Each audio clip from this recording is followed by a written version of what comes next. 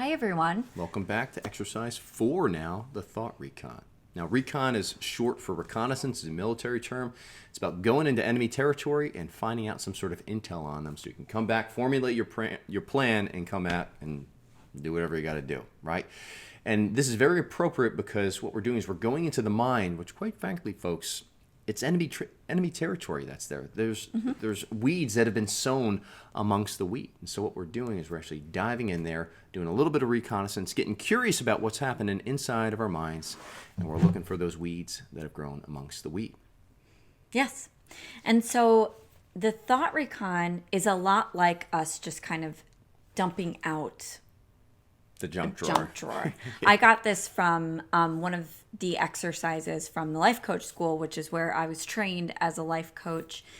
But we put the spiritual spin on it because it's true, right? The enemy has been telling us lies from a very young age, and oftentimes, maybe even unknowingly, we've consented to them and have agreed with them, and they've kind of become like these default settings. And so now's our time to go in intentionally and start to just clean that out a little bit. Mm-hmm. So we're going on a reconnaissance mission. And something I think that is very important, Aaron, you bring this up all the time, is we say that the enemy has planted these things, but the reality of it is, folks, like we need to receive them. The soil needs to receive them. So that's always an act of the will. And this is good news. Mm-hmm. This means that we can really exercise our will as to whether or not we're going to continue to consent to these thoughts, or we're going to uproot them, or we're going to throw them into the fire. So the steps of this exercise are we write out topic, and the topic is really just whatever is most pressing on your heart or your mind right now. Yeah. I like always drawing people into that imagination, that prayer of Jesus sitting across from them, asking them this, like by their name, what is the most pressing thing on your heart and mind right now? And that topic will reveal itself to you pretty quickly. Mm-hmm. Mm-hmm. And then after that, we write all of our thoughts around that particular topic. Some of them are not pretty.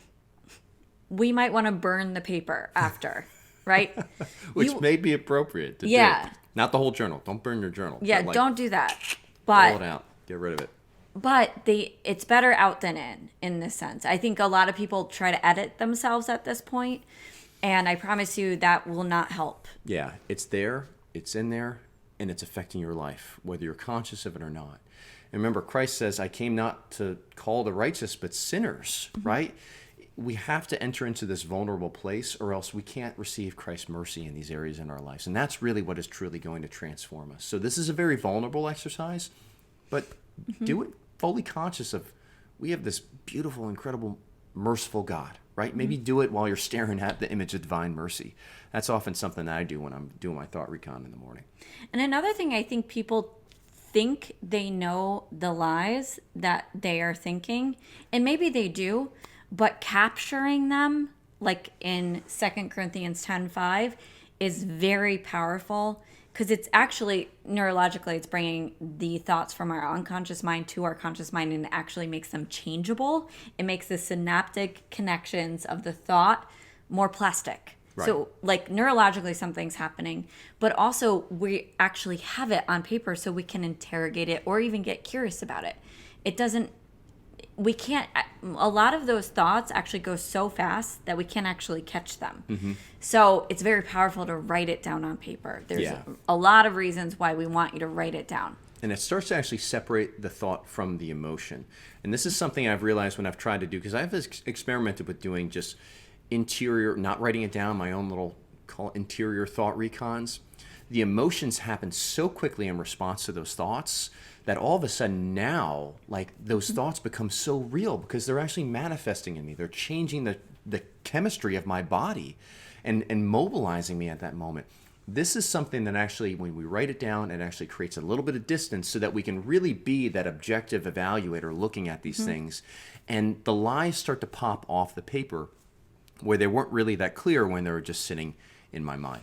Another way that I like to tell people, if you're a little bit more emotional like me, I'm more aware of my emotions than my thoughts. And I like to do an emotional recon and ask the question when I say, oh, I feel sad, and here's why. Because I'm thinking the thought blah, blah, blah, blah, or whatever it is, whatever the thought is.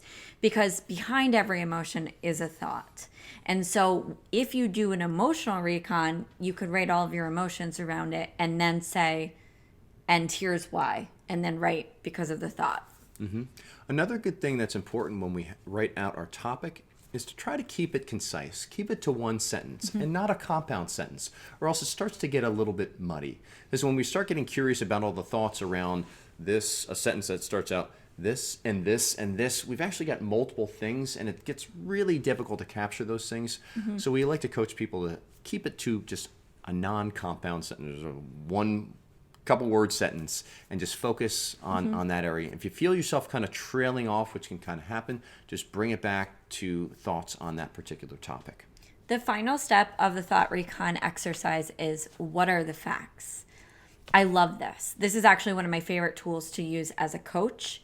When somebody brings to me a very dramatic story, which usually a lot of our thought recons are very dramatic stories, I always ask them to tell me what the facts are. Anything that's quantifiable, verifiable, like can be measured, everyone can agree on it. These are the facts. If you're doing a thought recon on a text message that you received, the facts would be literally what the words are in the text message. Yes. Doesn't have anything to do with the emotions, doesn't have anything to do with the backstory that you have with that person. That's all story. That's the all facts subjective. are literally what they said in the text The message. facts are objective, everything else is subjective. So it's very powerful exercise for people to see the facts to their thought recon, because there's very little of them usually. It's probably about 1%. There's a lot of story. Yeah, so there's a lot of story. And this is great news, because thoughts are optional. We choose them. And this is not just, neuroscientists telling us this. This is not just, the new secular life coaching, mindset coaching people who are telling us this. This is St. Thomas Aquinas. We get to choose our thoughts. This is part of our free will. So that's very powerful, because when you realize that a fact is this over here and this is my story over here and I get to change this, that's just very, very empowering. Yeah, very empowering. So have fun with your thought recons. If you feel like you got to tear the paper out and burn it when you're done, okay, right? Maybe one day you'll want to go back and reflect on these things, though. Enjoy.